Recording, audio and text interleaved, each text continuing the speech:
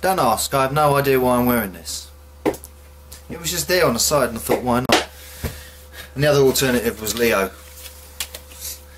You know, Donnie's far geekier and cooler and much more Novabug. Anyway, I am here, Novabug here, not Donatello here. Talk about a few things and a few pickups and, as the title suggests, COD and chips and a big fat X. No double entendres. So, what's coming? What's coming? Yeah, it's another Call of Duty game. Yeah. I find it very difficult to get excited about this franchise now. Apart from the fact that I've very rarely played the games anyway. It's every 1-2 years, blah, another Call of Duty, and it's a big media franchise, top of the charts, blah blah blah blah blah blah. And that's it. I've read a few things about this new Advanced Warfare game. Is it the 11th game?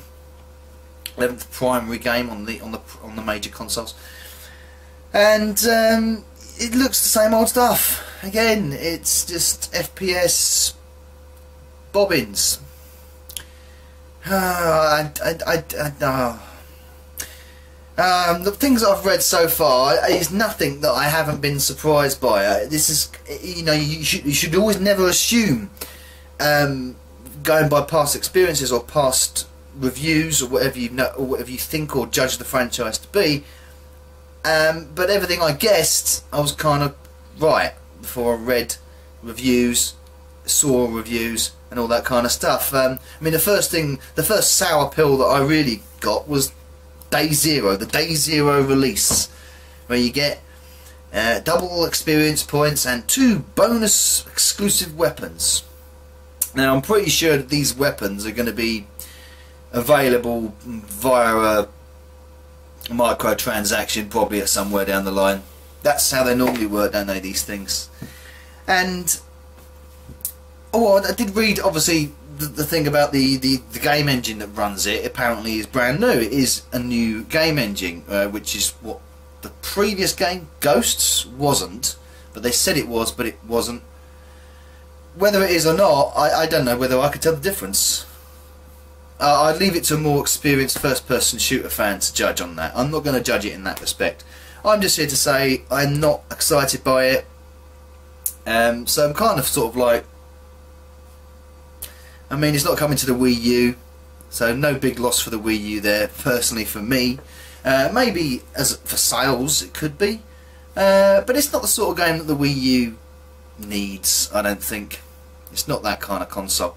But good luck to it on the Xbox One and PlayStation 4. But again, stupidly, there's versions for it on the PS3 and Xbox 360 coming out, which I don't get this idea of producing brand new games for the current gens and then producing them on the previous gen. And it's even done by a different developer as well, which that's a complete mindfuck for me. So you know, it'll be another craze for the next couple of weeks, and it'll be gone pretty quickly. Oh, look, oh, I've got to take this off when it pulls my hair out. So, another COD, another slice of COD. Lovely. All multiplayer, of course, as I've read, all focused on multiplayer again. A poor campaign mode. That's what is reported, not my words, but that's what's reported. Again, these are things that I kind of guessed what would be that game would be like. But you know, if anyone's going to play it, and you know, please let me know what your thoughts on this new, brand new Call of Duty is. You know, because it's a game, it's a major part of the gaming community. This massive multiplayer first-person stuff. So, but personally for me, couldn't give 2 flying yellow pigs. Really couldn't. Anyway, what I can give 2 flying yellow pigs about is what I've got new. Actually, I'm not going to go into the new thing just yet. I'm just going to give you an update on this boy and its counterpart upstairs. If you've been following my videos, you know that I've had some problems with this one and the one upstairs. This was the older model, and this was the one that was working, which suddenly decided it wasn't going to work, which really gutted me. Done a few things to it, can't get it to work. I've got a motherboard on the way, a collection of chips, just to tie in with the title there, to see what I can do to get this one working. Maybe I'm probably going to replace the entire motherboard inside it now, and then use the chips from the motherboard inside this one to maybe repair the other one. Hopefully then I'll have 2 working Amstrad CPC 464s, because I really want this thing to work. Please work. Please come back to life. She will. She will come back to life.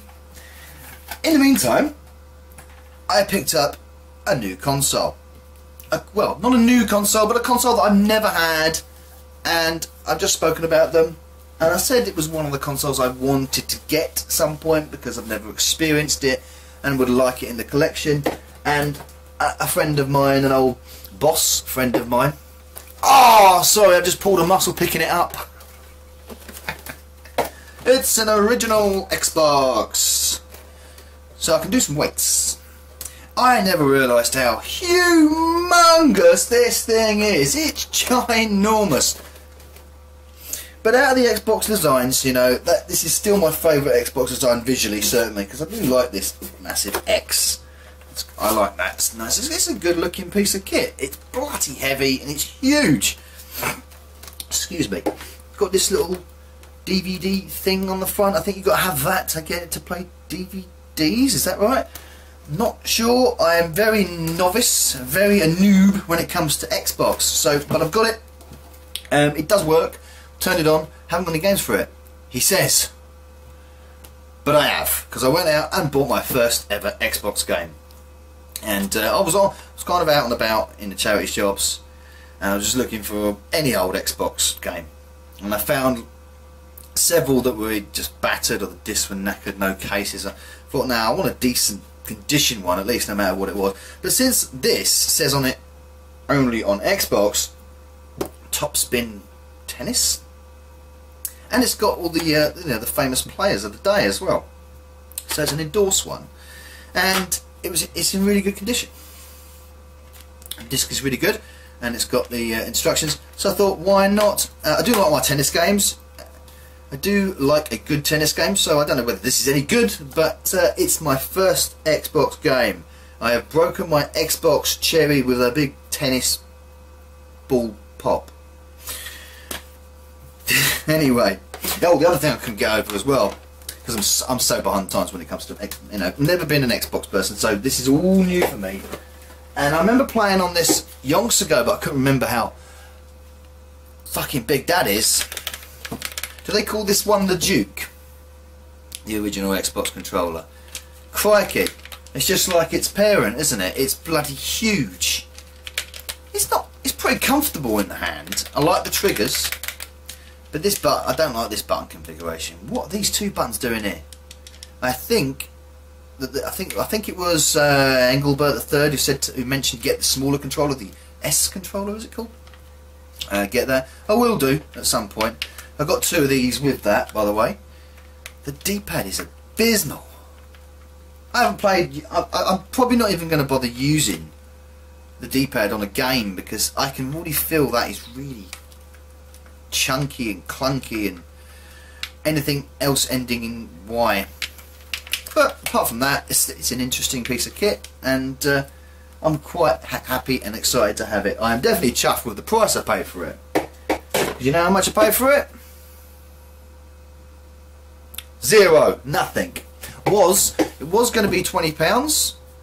I did agree a price for £20 on it, and then my buddy sent me a message, and he said, tell you what, the Xbox is on me. So my ex-boss, you are a top man, a top man. Very appreciate that. It's really good generosity, and I will look after it like I do all other consoles. He also sent me a game which I lent him a game yonks ago and forgot about it. He forgot about it. Must be going back, what? Got to be over 10 years now in this. and I really loved it because it's my favourite shoot 'em up franchise, as you all know, and it's R-Types on the PlayStation 1, which has R-Type 1 and R-Type 2 arcade conversions on it. But it's got a really lovely intro video that's made specifically for this, that tells the story of the Baidu. So it's great to play the game Arcade Perfect on the big screen. I've been playing R-Type on main. Great to play on the big screen, and especially through the PlayStation. It really does a great job at reproducing the game, and it's still in really good condition internally. It didn't arrive like this though. The case was pretty battered. I don't know what you've been doing with it, Kevin, but I distinctly remember when I gave it to you, and the case was never smashed to smithereens, but it was when I got it back. But never mind, I got a new case for it because I went out and just bought any old PlayStation game that I could find to swap the case over. So I bought that. Star Wars 1, The Phantom Menace. I mean, if it's any better than the film, well, I'm up. But anyway, that, as you can see, the case here, cracked all here, cracked all here. This was the case that was with R-Types, but now I've just slapped all this massive chunk missing there. So I've just swapped the cases around just for the time being. I'll give this a proper case. I don't like smash cases, so we'll give this a proper case at some point when I get around to playing it. Hello, Liam. That picture there, it doesn't, I must admit, it doesn't look great from the screenshots. We give it a go. We'll always give it a go. But anyway, Star Wars Episode 1 Phantom Menace on the PlayStation 1. And to round up this video, a few PlayStation 2 pickups. Well, not a few, quite a few. I got Colin McRae Rally 3. Quite pricey this for what it is. $3.95. Bit pricey. It's complete. It's a great game. It's complete. The disc is, yep, pretty much on the money. About one mark, a tiny mark on it. But it's a really good game. Paid over the odds, I think. I think I've paid too much for that, nearly £4, but great game. And completes my Colin McRae Rally collection, certainly. That's a good thing about it. I haven't got a Formula 1 game, and I haven't played one since probably that one that was on the Mega Drive years ago. But I got the condition of this is really good. So I thought, why not? This is Formula 1 06, when they still had the Super Aguri team in it. You know, whatever happened to them? Midland F1 Racing. I remember them. Were they in one season? F1 Bods, correct me. But yeah, never played an F1 game for a long time, and I thought, well, that's in so good condition. I thought I'll have a bit of fun with that. I do like the first cockpit view. That looks really cool.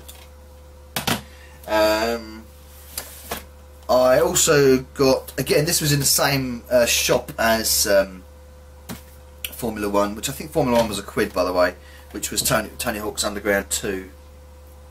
I'm not massive into skateboarding games. I don't mind them, and I know that they're pretty good. So I thought, why not give that? Oh, look, there's old Bam Margera there on the cover with Tony himself. So I thought I'd give that a go. Why not? Tony and Bam, the sickest road trip ever. No idea about this game, but skateboard games are always worth a bit of a giggle. An addition to my Crash Bandicoot collection, again for £1 Platinum Edition, and a bit of damage on the box, but I thought, why not? Which is Crash Bandicoot 4, or Crash Bandicoot The Wrath of Cortex, which is the 4th game in the series. Platinum Edition, and I tell you what, that's seen better days. It's a little bit messy on there. The play side looks okay, and it's got instructions, and it's generally sound. It's for £1, you can't argue. A bit of a dent there, but it's not too shoddy. Not too shoddy. And played the 4th Crash Bandicoot. And last couple was I don't know why I got this. Only £1. Wild Racing. So it's like, you know, 4x4 off-road racings, off-road racer buggy kind of things, and that's a pretty cool logo. That, again, I don't think I've ever played this. Looks interesting from the screenshots. It's obviously not going to. It's a purple disc, so it's not going to put too much pressure on the PS2. I'm sure driver's handbook, pretty good condition though. Very good. Lots of yellow as well. Any game with lots of yellow is normally good with me. Not sure on what it's like though, so it could be utter pants, I don't know. We'll find out. But it's one for the collection. And finally, this is clearly a budget title. Again, paid over the odds for this. Way over the odds. I have no idea how much this would be, or its rarity. But I have a fascination with roller coasters, and I do enjoy roller coaster video games. So, Roller Coaster World.